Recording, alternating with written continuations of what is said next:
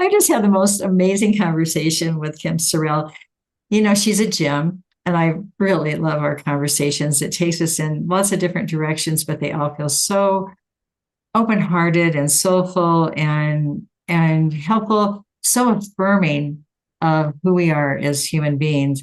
So I hope you'll listen in, join in, and would love to hear from you as well. So thank you for being a listener of Kim's. And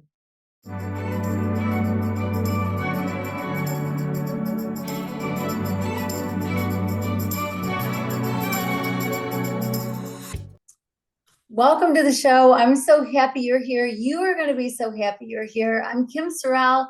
I'm an author. I'm a speaker. I'm an entrepreneur. I get to do a lot of fun things in life, but my favorite thing to do is meet people. And I get to meet some extraordinary people. Today, I have on an old friend who's been on the show before, and we just connected like kindred spirits. And so I've been looking forward to having her back again. She's written another book, and it's great. You're going to want to buy it. She's going to talk all about it. You get to hear all about it. And so before we go any farther, you're going to love Rox Eann. So welcome, welcome, welcome, Roxanne, to the show. Oh, thank you, Kim. What a lovely way to enter into this conversation. I just feel so good. It's like, well, thanks so much for being here. Before we went on air, we were talking about how we enjoyed each other so much. Our last conversation when you were on the show was just so fun, and you're easy to talk to. You're wise. You are insightful. You're just everything that I want to be when I grow up someday. Be careful what you wish for. It may not be, but what you perceive, there's a whole lot of life here, right? I think you're pretty cool too. Obviously, I'm so happy to be here with you. Really, it's just it's a joy. Yeah, well, thanks so much. So, some people heard the last show, some people haven't heard the last show. So I want to kind of start with your story, start with who you are. And so I want to start with 8-year-old Roxanne. Tell us about 8-year-old Roxanne. Oh, 8-year-old Roxanne was living on a farm in the Midwest, kind of south of where you live, actually, in Iowa. And we had a little farm, and we had a little stream that went through our farm. And I would like to go down, really enjoy going down and just kind of exploring that little creek. I wasn't an only child, but there's quite a distance between my older sister and myself. And so I basically grew up alone as a kid, right? And so the creek became like a friend, a companion to me. And I also love the sky. I love the night sky, and I love, look up at those vast sky, the stars. You know about this yourself, and very little light pollution at that time. And I was just in awe. It really captured me, Kim. I wondered about it. I was curious, like, what's my place in the world? I mean, like, how do I fit with this? And I know it's really vast. And, I now, looking back, I realized that I saw a connection between the creek and the stars, that there was something there that was interconnected. And of course, I didn't understand it, but I just felt it. I didn't really have anybody to talk to about it, but that is so alive for me at this point in my life, many, many, decades later. And I was grateful, for that. And I had my dog that I trained. Her name was Lucky, and she brought me all kinds of joy as well. So that's what 8-year-old Roxanne was doing.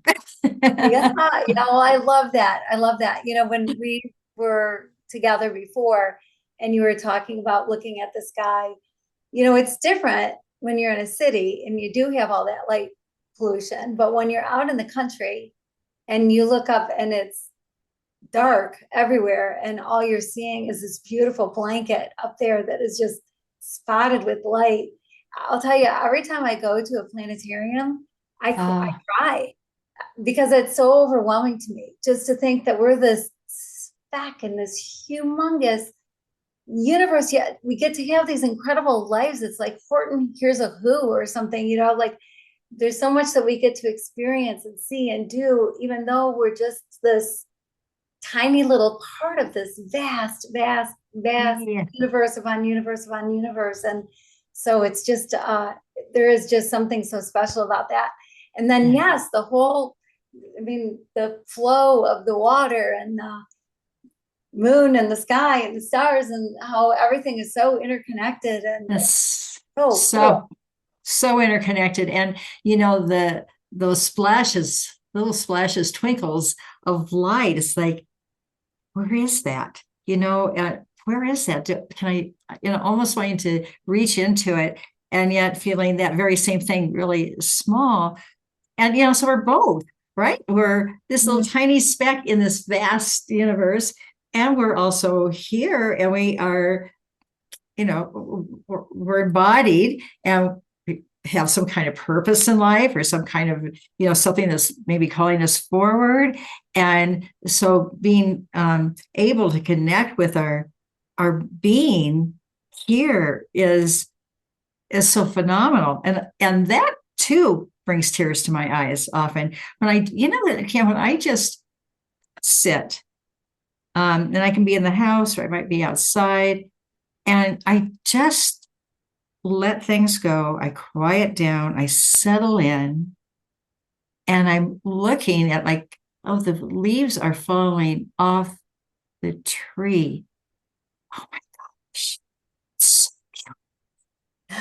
beautiful. I mean, the beauty in just, this intimate relationship, and to see it. I mean, I'm always grateful when I can actually take it in and see it, because a lot of times there's, I'm doing things and not fully taking it in. So I'm just sort of blown away every time. It's like, oh, could I get it any better than this? Yeah, no, it's so true. Yeah, no, I hear you. It's like, man, when you get into that place, when you realize that how much we have to be grateful for, sometimes I even think, oh my gosh, I live in Michigan, and so it gets cold in the wintertime. And I'm like, man, whoever came up with carpeting, I love that person. I am so grateful for whoever came up with carpeting, because floors would just be so cold in the winter that it's nice to have some carpeting in the right room, right? And and then people made it. Like somebody created it, and then the people that made it, and people installed it, and just kind of people brought it over in their truck. Like somebody had to make a truck so it could get brought over in a truck. Like there's links. So much, so much to be grateful for, like just everything. And then when you live in that and realize that there's so much to be grateful for, it's hard to get mad or sad, right? Because there's just so much good. There is so much good. And I love that you're talking about the connection, because oftentimes, we just see, oh, there's a head of cabbage, or there's a thing, and maybe something that we're eating or that we have in our home. And it's like, oh my gosh.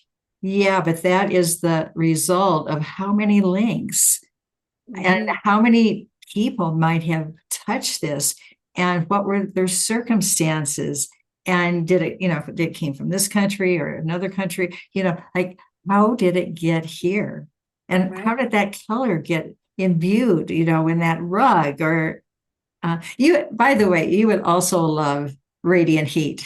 I'm very grateful for radiant heat. I have it in my bathroom, and it's wonderful. Sometimes you want to go in and just sit in there, right? Or just be exactly.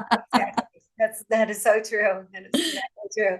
Yeah. And I'm grateful for slippers, I have to say also. But my dog, who I adore, Arlo, his name is, he's wonderful. But he likes to take my slippers outside. So they don't do me any good out there. No, not at all. Gotta kind of keep an eye on them. But it's just so true, to be in a different place, because we get to pick, right? We get to pick our attitude. We get to pick how we look at things and how we view things. And if we're going to take that minute to look out the window and see the leaves actually fall from the tree, and you see the colors that the leaves become, before it falls over and we miss it. Yeah. We get to choose if that's We what get we want to do. Yeah. we get to choose if we are aware that there's a choice. And Yeah. sometimes we're not aware, that there's a choice. Like, well, I can't do that differently, or it might sound like it's, kind of in another world. Well, in a way it is in another world, because it takes us into a different experience and consciousness. And I think it's I experience like a different come from. So if we're coming from the finite, if we're coming from all the things that are visible, that are tangible, that everybody else is talking about, that is on television, in ads, if we're, the things that can take up all of our time and energy if we allow it. If we are staying in that, then we're going to get probably bogged down. But if we find out that, there are other realms, there's another dimension, I can be more present and I can be connected to the infinite. And what is that? And that's invisible, but it's right here, always with us. So, knowing that we have a choice and is maybe one of the really important things. I remember, I don't know if I shared this with you before, but when I was a younger professional, I was in an organizational development work. And a group of us got together because we were focused on wellness in the workplace when that was kind of a new thing. And we were sitting around in a circle in somebody's living room. And there was an older gentleman there, probably much younger than I am now, but at the time he was older in my perception. And he said this, he said, "The day I discovered choice was the day my life began." Wow. That has stayed with me for so long. The day I discovered choice. Wow. Wow. Yeah. Yeah. It's Yeah. so interesting. It's so interesting. And it's so true. It is so true. Because sometimes it can be easy to let outside forces determine our mood. Yes. And determine our choice. So as if we don't have a choice, right? Determine how we think, determine, whatever about us, not realizing that, well, no. I mean, just because they're acting that way doesn't mean I have to, or that's going on over there, I don't have to react negatively to it, or whatever it is. We have a choice in everything every day. We have a choice. Yeah. Yeah. So that's a different come from, recognizing choice. And of course, aren't there lots of levels of choice? Yeah. No, but somebody will say, well, I choose which toothpaste I want to use or which kind of bubbly water I want to have. It's a different level of choice. It's really how we orient to ourselves, how we orient to others, how we orient to the world. That might not make sense if you don't know you have choice. Oh my gosh, that's so true. What's so interesting to me is I picture you as this little girl by the creek, and then nighttime comes and you're looking up at the sky, like I can picture your Victorian farmhouse, whatever, and you upstairs all by yourself. And I think, man, you haven't changed. Like it's in a good way, in a really good way, because to be basically an only child, and it's you and the creek and the other things around you, and to be happy with that takes curiosity, it takes imagination, it takes being open to what it is the world has for you, and you're still curious and you still have imagination and you're still open to what the world has for you. So I think that's pretty cool. Oh my goodness, thank you. That's a really wonderful, a sweet reflection. And what I don't have that I had then were those. Well, they were these ringlets, long ringlets. And my mom used to roll my hair up in like these cigar-like things. And then I said, I'm done. I'm done with ringlets. I want to be grown up. And so she took me to this woman to do a haircut, and this woman just went. Oh, geez. So I had Oh, wow, oh big my God. change, big Yeah, so that change. was kind of like a shock, to my younger sensibility. Yeah, no kidding. Look in the mirror and wonder who's looking back. Yeah, yeah. But kids do have that wonder and that sense of, like what's under the rock or what's around the corner or what, just think about playthings, and makeup, dress up and all of that, that so sadly gets squashed. And so much of our growing up and our social conditioning and our educational system, that there's like a way of a real clear right and wrong. I mean, there are things that are wrong for sure, but it gets more solidified. I think as we're going through that growing up process, so it takes quite a while to unlayer Yeah, that's from that interesting. from Yeah, that conditioning. Yeah.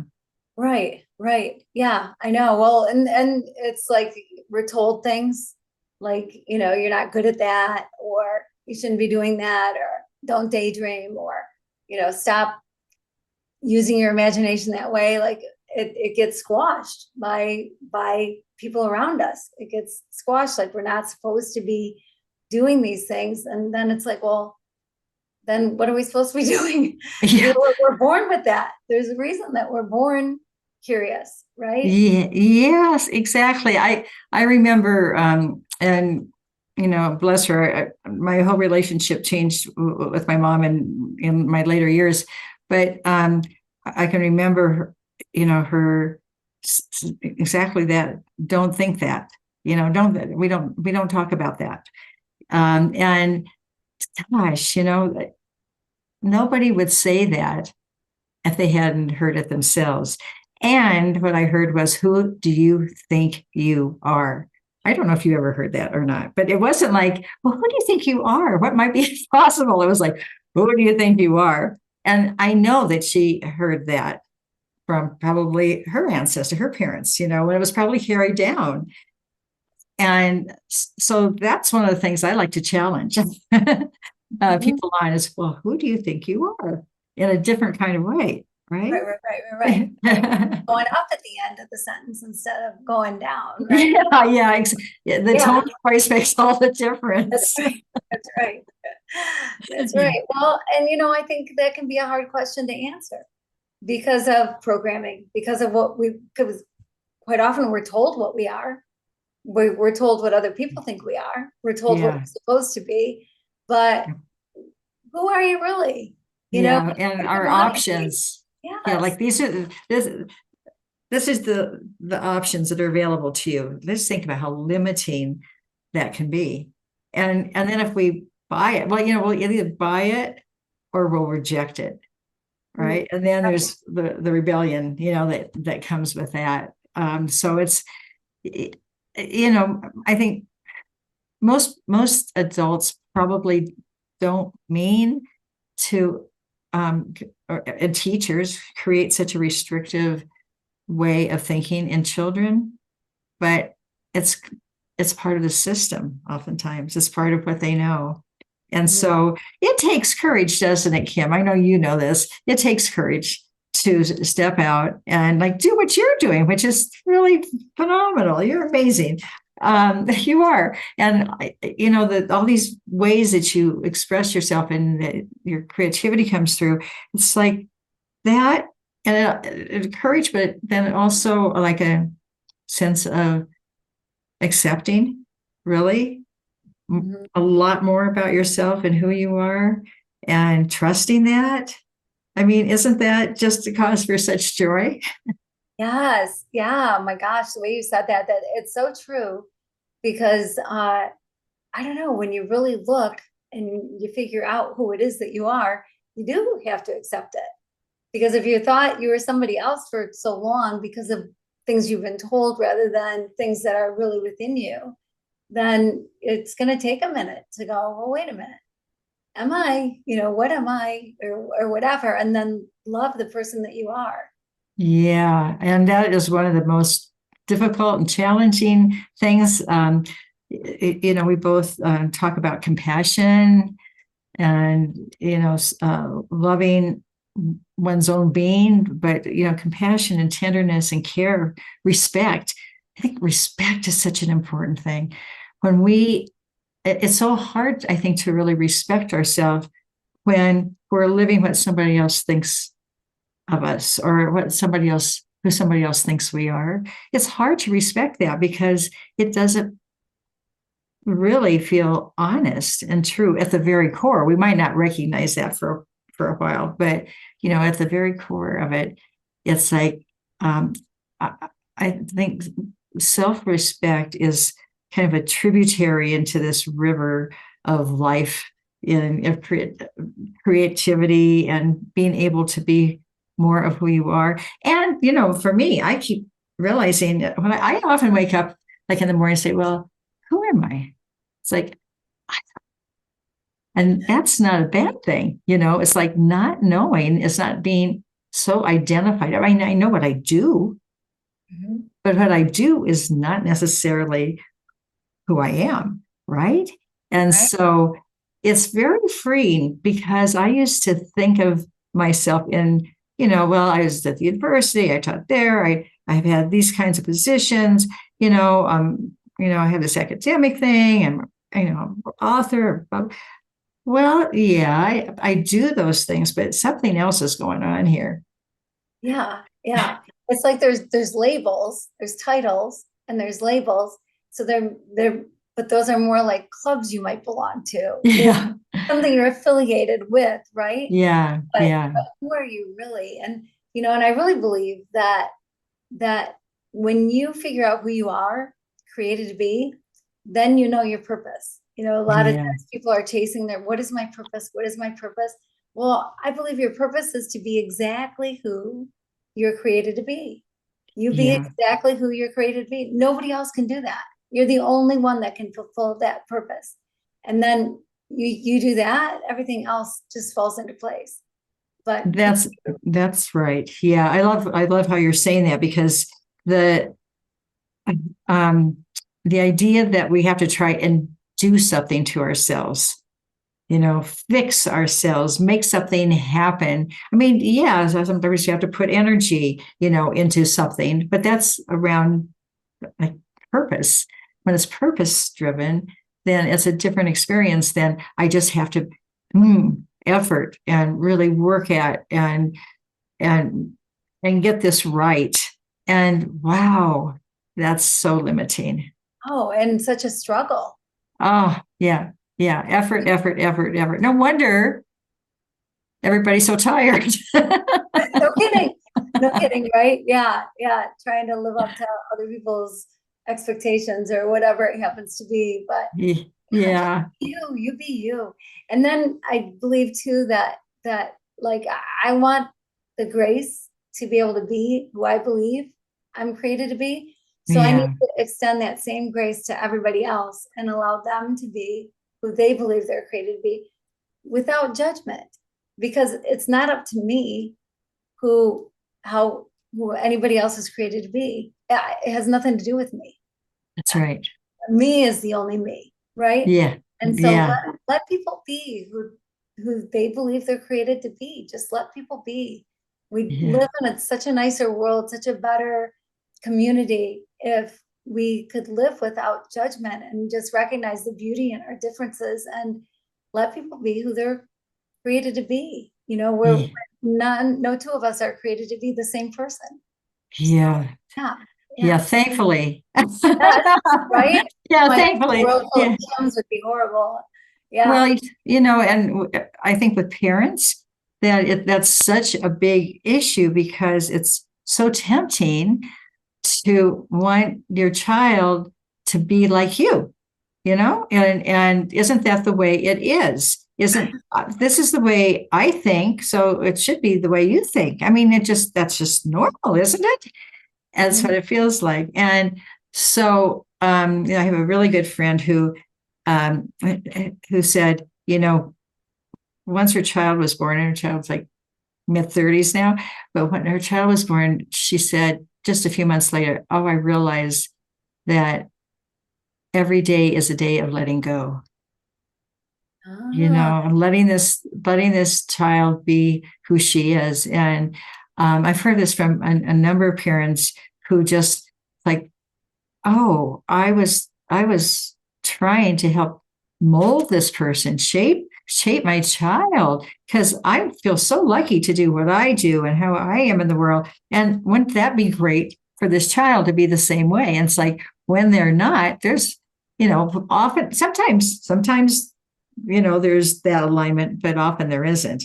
Right. And it's like, well, who is this kid? yeah, you sure you sent the right one home with me? Yeah, yeah, Yeah, yeah, I know. yeah, It'd be so interesting yeah. because you do. You have kids and especially you have your first one and you're like, oh, well, that's what my kids will look like. And that's how my kids will behave. And then the second one comes and you're like, what happened? All bets are off. There's nothing the same. Third one comes different than the other two. You're like, holy cow, what just happened? How can it be like that? But it's because we are all unique and we are all different and but it's a good thing. It's something to embrace rather than something to look down Yeah, or yeah. And this whole thing about purpose, too, Kim, is that, it's not always easy to see what one's purpose is. And so from my perspective, it's like the more that can be in contact with our inner self, with our inner capacities, with our inner energies, and listen to ourselves, listen to what we attune to, like a piano tuner, how they have to listen so closely to get the right tune for each string. And it's like, we need to attune. It, it makes all the difference if we can attune to what we respond to, what we feel like. So now sometimes we reject something that we might really want to attune to, but we don't give ourselves a chance. So, that can be something to be careful of too. But when we resonate in our heart with, oh, that really speaks to me, that brings tears, like, you're talking about the tears that come. Yeah, that's one way I know is I have tears when I'm attuning. Just it's like, I know that that's truth. That's truth. yeah. And I used to think those tears were negative, that they somehow represented something immature within me, and like I would grow up out of them. I never have. It's like I still have tears, that show up when something deeply touches me. And I have learned to say thank you. And tears can also help other people. So true. So Yeah. true. Yeah. Yeah. Gives permission. Yeah. Yeah. Yeah. Poor men who are told as little boys that boys don't cry, right? Yeah. Boys can cry. It's okay. It's Oh my gosh. And we need them to cry. We need men to cry. I think,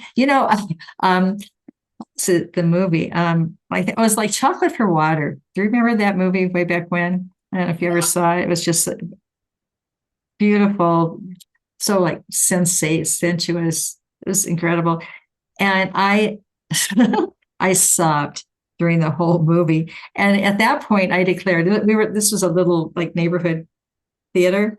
And I said, we need crying rooms. Oh, yeah. Right.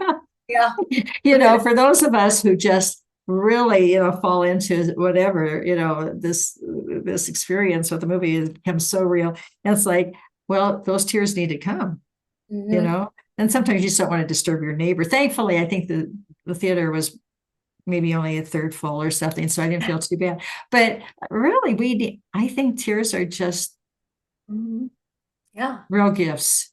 Yeah. Yeah. Yeah. I agree. They're cleansing.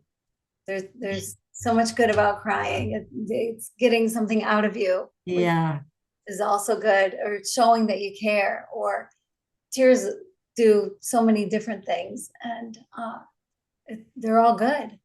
whether it's getting some pain out, or there's a tender moment and it just shows how deeply you care, or what somebody means to you, or whatever. Tears. Yeah. There's Yeah. beauty in tears. Yeah. Yeah. And it also shows our humanity. Like, It does. It's like, oh, this is real. There is something going on here. Unless I'm crying and screaming all the time, but if it's just really coming from a deeper place, yeah, we pay attention to that and pay attention to other people who are having those tears too, and supporting what's happening for them. Yeah. Yeah, absolutely. So true. So true. So good. So you wrote another book. I did. I want to talk about it, because holy cow, we started talking about the process of it, that it was quite a process for you, apparently. Yes. And Yep. so I'd love for you to talk about that, and then let's talk about the book. Okay. Well, I'll talk a little bit about the process. So, well, let me show you. Let's see if I can do this. You see this? Yeah. That's beautiful. The four sacred portals, your journey of wholeness and deep kinship with life. It's what we've been talking about, Kim, right? That's what we've been talking about. And this cover came very magically as well. In 2012, a colleague and I were preparing a session to present at the International Enneagram Conference. And it was on the Enneagram, of course. And it was going to be, I think the topic was paradox. And I work somatically. So I had this great big map on my floor that had the Enneagram symbol on it. And we were sitting there just contemplating, reflecting, how do we want to approach this particular topic on paradox? And the Enneagram itself is full of paradox. Well, during that process, something happened. And actually, we saw that there were other lines being added to the Enneagram symbol. Wow. Wow. Yeah. So there were other, like these lines, horizontal lines being added. And there's already a horizontal line for those who are familiar with the Enneagram symbol. There's a horizontal line between the 6 and the 3. But there was no line between the 4 and the 5. And there's no line between the 7 and the 2. And I'm just saying these numbers are across from each other on the circle. And there's no line between the 8 and the 1. They all showed up. We went, oh, well, and talk about tears. It's like, oh my gosh, no, we're not messing. We have such respect for the Enneagram, spent decades, teaching it, writing about it, but like something's happening here. And the number 9, by the way, is a very powerful number in the Enneagram. It's a powerful number anyway. And there's so many ways that you can add numbers together that make sense in the Enneagram teaching that add up to 9. And so we saw these numbers, like, well, 4 and 5. Oh my gosh, what does that equal? 9. And then there's a 6 and 3 already exist. That's 9. Okay, 7 and 2. That's 9. 8 and 1. Oh my gosh. And, just can you imagine goosebumps? And I said, well, what about the 9? It's just sitting up there, And then it was like, oh, please. And I just saw this line coming down from the 9 all the way down through, like cutting halfway through the Enneagram symbol into the space that is between the 4 and the 5, which is known as the void. It's known as the void, which is a 0. So we have 9 plus 0. And kind of shook us up and asked a lot of questions. We're very skeptical in a way, and yet there was something going on. And so over time, we actually presented it at 2 conferences, international conferences, got feedback. Some people were skeptical, a lot of enthusiasm, a lot of curiosity about it.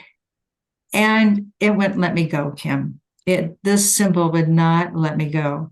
And so I really did spend the next 10 years sitting with it, trying to learn from it, and realizing that I asked the question, so why are you here? Why now? Of course, I asked why me as well. Like, wait a minute. And what came was first that you are already whole. You are intrinsically interconnected with all of life. That was the underlying teaching. And underneath that was, and the source of that is, guess what? Love. Love. So love is like infused, through this whole symbol. And then to learn what each of the lines represented and these portals. So these portals are like this. So this is the finite part of our life, the finite dimension, birth through the end of life. And this is what's visible. It's what's tangible. It's personality stuff. It's what the task of daily living. It's what most of us put a lot of our attention on. And then there's a second dimension, and that is our infinite dimension. And that's the vertical. And that's what was happening. So we have four intersections here. And the infinite is not visible. It can really be felt. It's always here. It's what so many people who are curious about spiritual growth are seeking. But it's always right here. But we often don't consider it so much outside of maybe just our meditation time. And so what happens with each of these portals, so these lines became portals. They're the 4 portals of this system. And each one of them connects with a particular part of our body. Okay. And yes, and then they represent how we can get caught in the finite part of life. And as we work with them, the letting go, the recognition, the healing, that helps us move toward what I call convergence with the infinite, where, and this is really so much a part of it, is how do we live with both dimensions within us? And so often it's like separate. Well, there's this part of me and this part of me, but I feel like what's being called forth is our convergent self, the intersection of the two, where we can actually be engaged with life with this different come from that we were talking about. It's like I'm coming from a more expansive perspective here. And this also represent presence, love. It's the expansive part of our nature. And so these 4 portals taught me, and it took me, I think I started teaching it in 2016 as a new understanding of what this symbol is about. And each year, like for 4 years, I would get information on one portal. So it started with the bottom portal, which is called holding, sacred holding.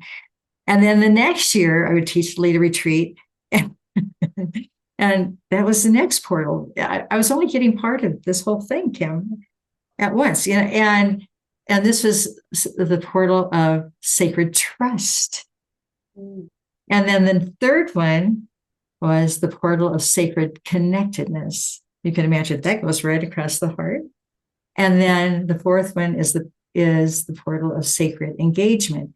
And so each of these portals, as we work with them, we connect with certain capacities that probably have been hidden to us, and allow those capacities to be nourished and to blossom within us, so that we can bring more of ourselves into our engagement in the world. and not leave ourselves behind, because that's one of the things that happen. I mean, I sure know this when, I'm engaging with a group and somebody is just so difficult, or saying something so difficult to hear or whatever, I would go into my finite, that's the judgment, all the things we were talking about. And I wasn't able to connect with that deeper sense of, oh, what else is true here? And so this work has worked me. I mean, I've had to work with each one of these portals. It's changed me. And I knew in my head the concepts of wholeness. I knew the concept of interconnectedness. It's been with me for a very long time. Yet this work has helped me experience it. Wow. Wow. Wow, that's absolutely incredible. Yeah. Yeah. Well, I can see where it would take a while to bring the book forth because Yeah. there's a lot to get there. Yeah. Well, when I began to write, because I knew I had to write, I spent a lot of time asking, what is it I'm supposed to be writing about? I really had no idea. A lot of authors kind of have their idea in mind, and this is the way it's going to kind of flow. Other authors not necessarily, but a lot of people do kind of, and a lot of people are taught to write from an outline, so you in advance, here's the way it's going to go. And it's like, I have no idea. So I was really, and this was a big piece of work for me, and I actually just so thankful for it. It really kept me in the unknown a lot. I really never knew what was going to show itself. And so in many ways, I wrote it, but I was helped a lot, Kim. I had help. It was coming through me. And I'm so grateful for that. And I know that this is its moment. This is a time in our world, in our country, in our world, where, we need support in coming back to ourselves and then being able to live from that place. So you could tell I'm a tad bit passionate about but I'm so in love with it. Yeah. And what's cool is that all the portals are interconnected, of course. And like the holding portal is a foundational portal. That, let me just talk about that a minute. The holding portal is, because we don't talk about holding very much, like what's that, and this is the area that addresses how our imprints from our early years play out. And for example, when we're very small, our needs are always met by the external source, right? So that's where our food comes from. That's where everything, comes from. And we'd be in bad shape if we didn't have those external sources, right? We need those external sources. But what that creates is an imprint. And we all have this imprint within us. And it plays out in different ways, depending on type does come into play, and cultural experience, growing up experiences. But most of us learn, even we're in grade school, we're in high school, and we're looking for those sources that will help us feel like we are cared for, that we're nourished. Okay, so our emotional warmth, right? The guidance that we're given, which is a form of security that comes typically from the outside, and our sense of belonging. And belonging is such a huge issue. It's a lot of people are talking about belonging, and yet that belonging is a sense that it's an imprint from earlier years, that I have to get that from the outside. Now, there's nothing wrong with belonging with something on the outside. It's not that. I mean, we don't want to get that up, but how do we bring and meet those needs? How do they become sourced within ourselves so that we're not dependent upon how the other person reacts to us? we don't get all jammed up if somebody doesn't smile at us the right way, or if they, the things that can happen in human interactions. So that's where sacred holding really addresses. That's the reason it's so foundational, because when we can start owning our own capacity for a sense of belonging, and we're connected to our bodies, and we get a sensate connection to our bodies, for example.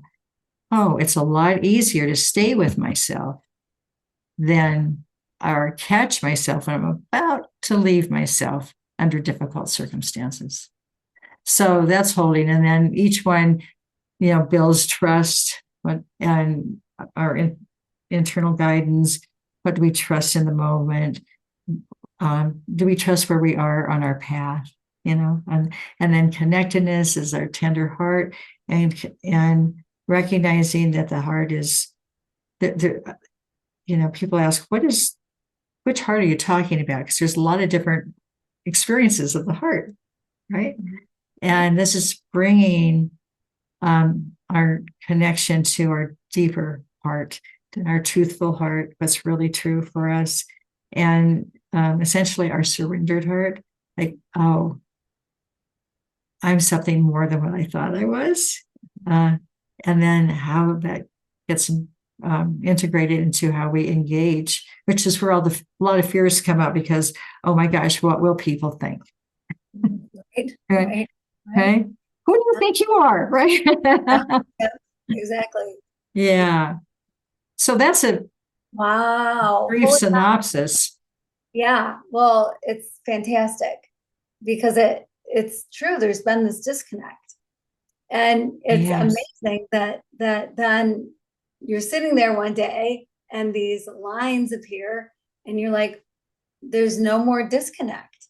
Yeah, that's right. That's right.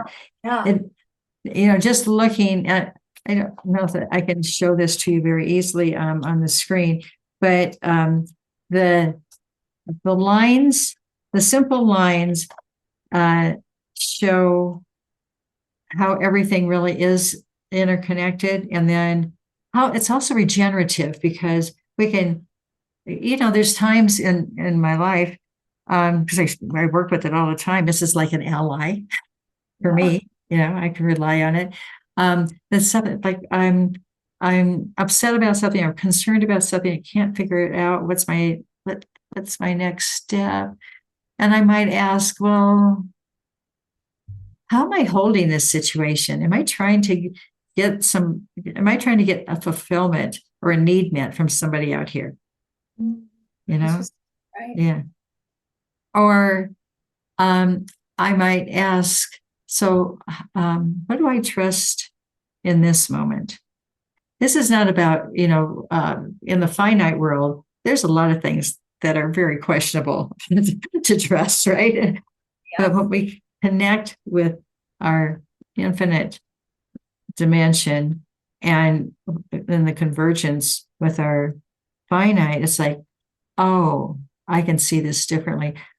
I don't like it. I don't have to like it, but I trust what's happening in this moment around this situation, and so it goes on. It's a map that can just be used over and over as people learn about it. So yeah.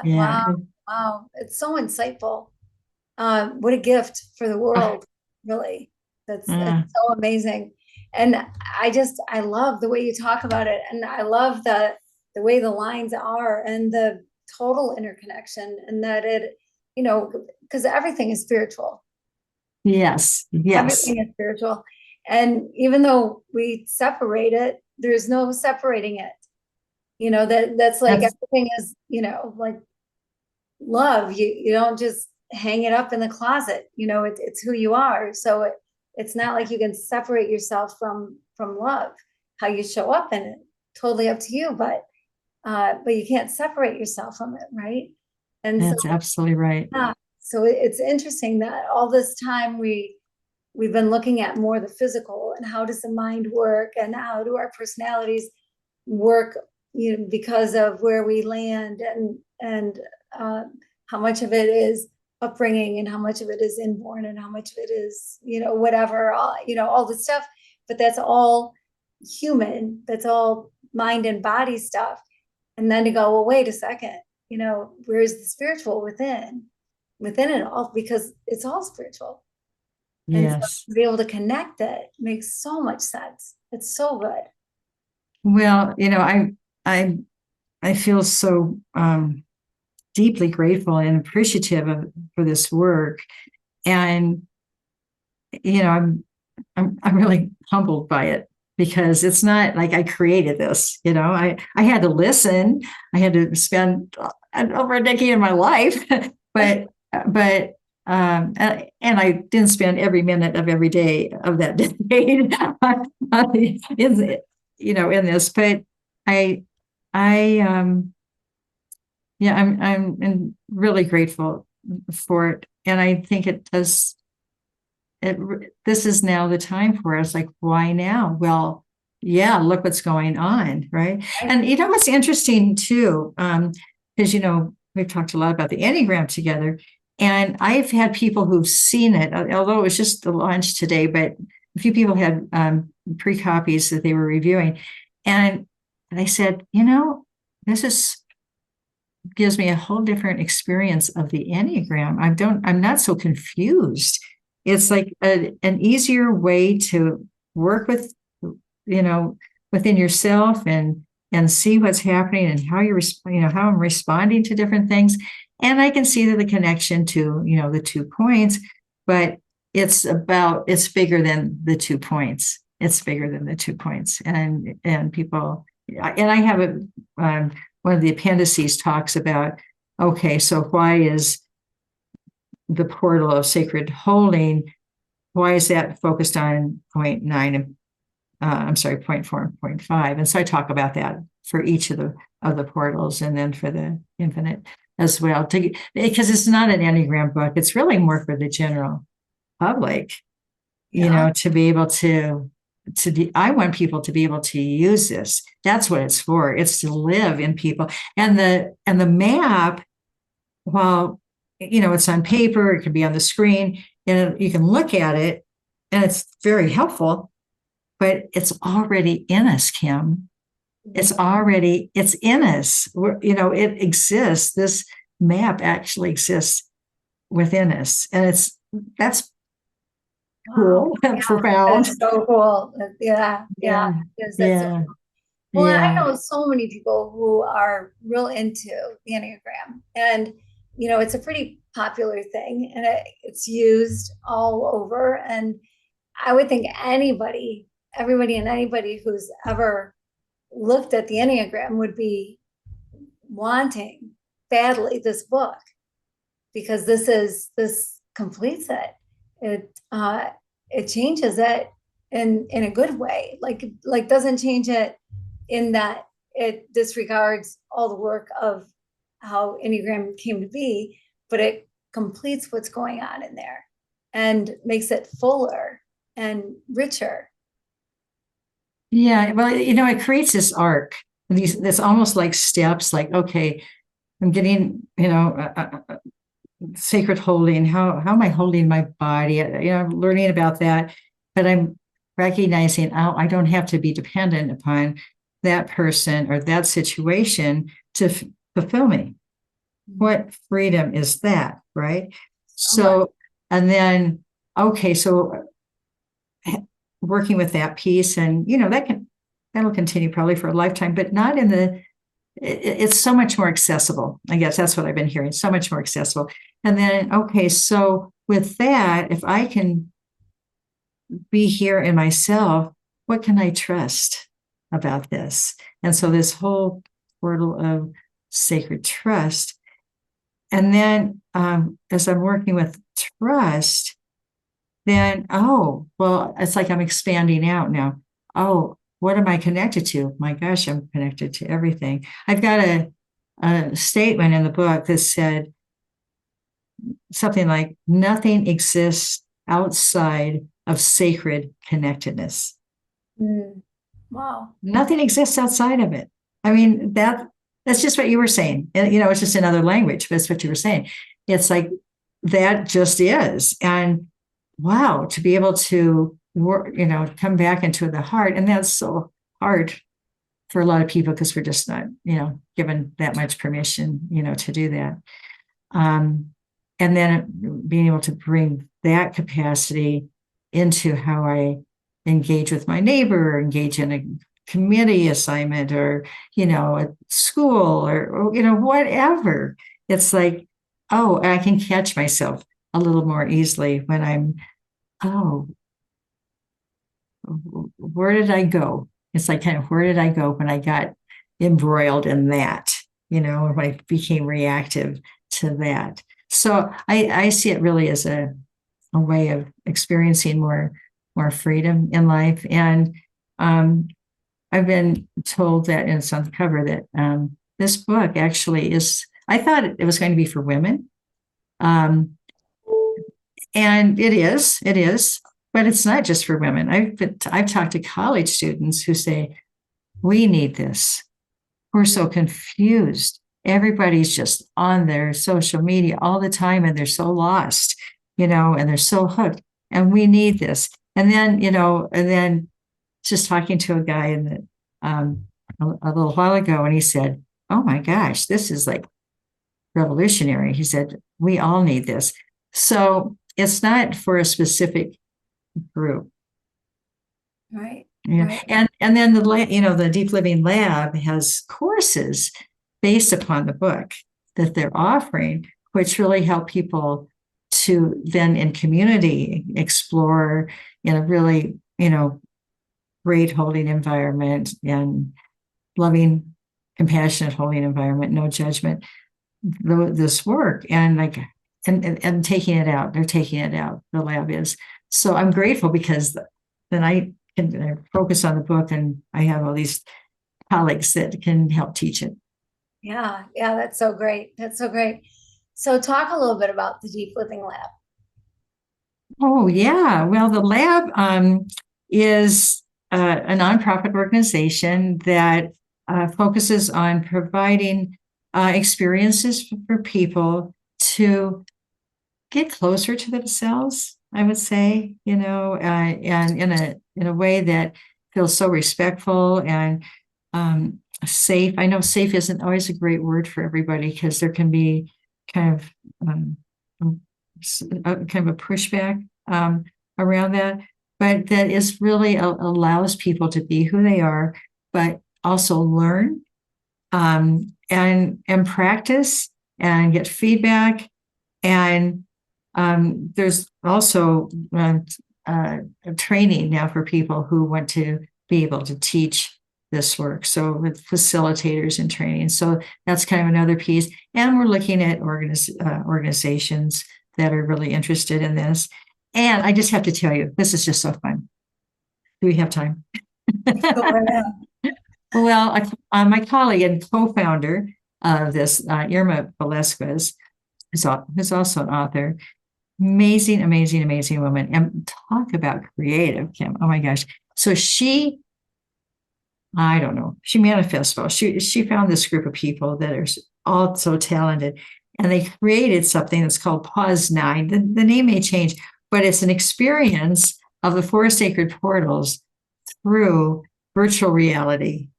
Oh, wow. And so it's visuals and, just an experience of, it touches into, another resource, another channel that some people are, find like, oh man, I really am getting something about this. So this Pause 9 experience, I mean, it's been a kind of an experiment. And we presented it at a conference, an international conference this year. Everybody came to it. They thought it was really like, what is this? They never experienced something like that at a conference. So I don't know exactly where it will go, how we will bring it out to the world, but it is really fun. And people are coming to me with all kinds of ideas for how to create other supportive products around this. So Oh, that's so cool. That's We'll so cool. see, Kim. So We'll see. What excited. come and play. Yeah, no kidding. No kidding. That's so fun. That's so cool. That's so cool. And you said earlier it's humbling to be a part of it. I would imagine that to be true because it's so big. It's Yes. so big, you know, who Yes. where it's gonna go. And so it's really cool. That's really cool. Yeah. Go It you. is. Go you, Oh, sister. That's so well, sorry. awesome. We are. We are. Oh my gosh. Oh, I love it, love it, love it. So people buy the book, get the It's now book. available. Yep. Yep, you can go on Amazon, buy the book, send it. So easy these days to send a book to somebody, you know, somebody who's into Anagram. Really, it's for everybody, but especially people, I would say, that already have experience with Anagram. Like they would devour this, they would love it. So if you know anybody, I'm thinking about a couple friends right now that are so into it that I need to get them the book. I need to just send it to them. And so it's just send it, get one for yourself, but go ahead and send some to some other people. It's a beautiful thing to do. Get a book in the mail. I mean, who doesn't want to get a book in the mail and show somebody you care and show them you care by giving them this incredible tool, this incredible thing. And so thank you so much, Roxanne. How can people get in touch with you? They can contact me through info@roxannehowemurphy.com. Okay. Yeah. All right. Yeah. And we'll have all that in the show notes too. Okay. And pass this episode on to people. You know who you need to pass it on to. So go ahead and pass it on. And thank you so much for being with me again. This was so fun. It's so fun to talk to you always. I so enjoy it. And congratulations.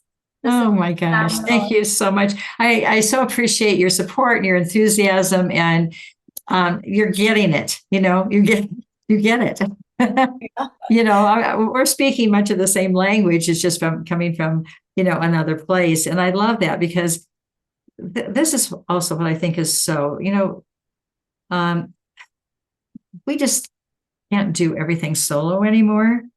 Right. We need each other, and in terms of collaboration, friendship, support, whatever it is, but to recognize that to move into another way of being in life, another way of relating to ourselves, to other people, to all living creatures, to the earth, yeah, that it's really important to have support around us and people that, of course, there's going to be people who have lots of differences, and that's great. And it's important to have I can talk to this person about this, Yeah. Right. Oh yeah. Yeah. And sure. So I just appreciate you as, as a partner in this work. Yeah. Well, thank you for that. That's quite a compliment. I appreciate it. So yeah, so thank you. And I'm sure we'll see each other again. So I certainly hope so. I really do. I'm wishing you all the best. And again, thank you so much. And well, here we go, right? Yep, here we go. No kidding. It's gonna be a ride. Hang on. Yeah. No kidding.